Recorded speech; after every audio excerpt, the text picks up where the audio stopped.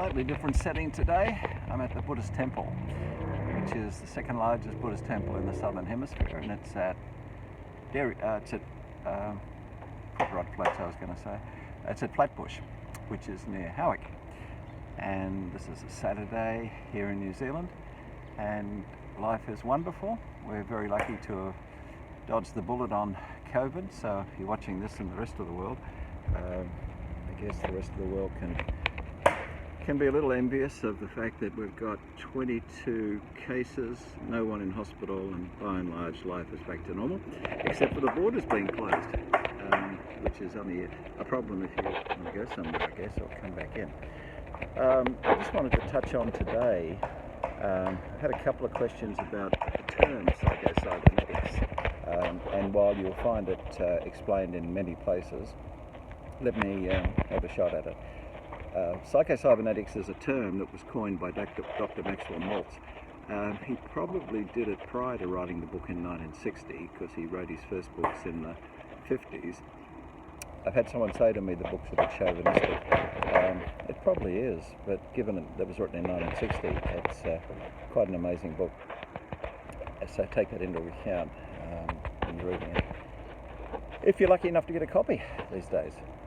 So Psycho-Cybernetics, psycho is the mind, and we hear that word a lot, and it's a bit scary sometimes.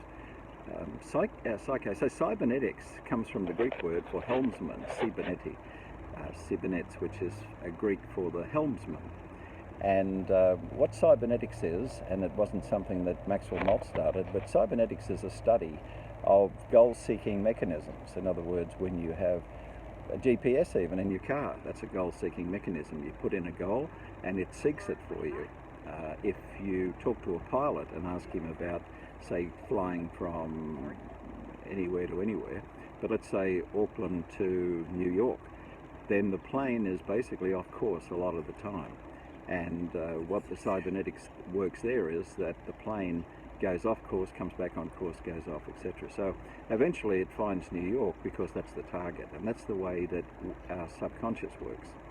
So Psycho-Cybernetics is all about how within us we have a goal-seeking mechanism.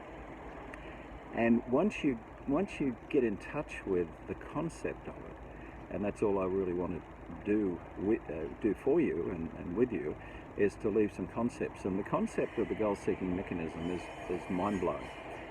In so much that if you set up a goal, excuse the background noise here, if you set up a goal of failure, if you consider yourself a failure and set that up as that becomes your thought process, then it will take you to failure.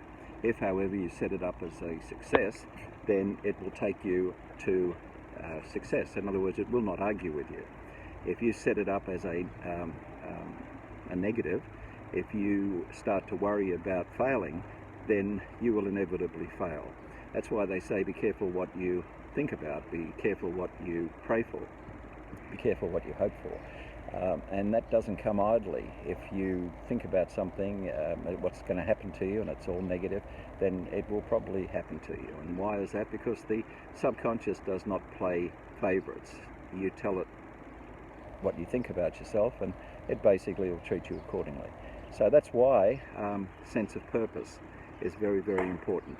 You've got to have a sense of purpose. You've got to have very clear goals. Now, if you set very clear goals for yourself, and if you remind yourself what they are every day through affirmations, then your Psycho-Cybernetics, your cybernetic mechanism, your goal-seeking mechanism, your internal goal-seeking mechanism will take you there. Thank you.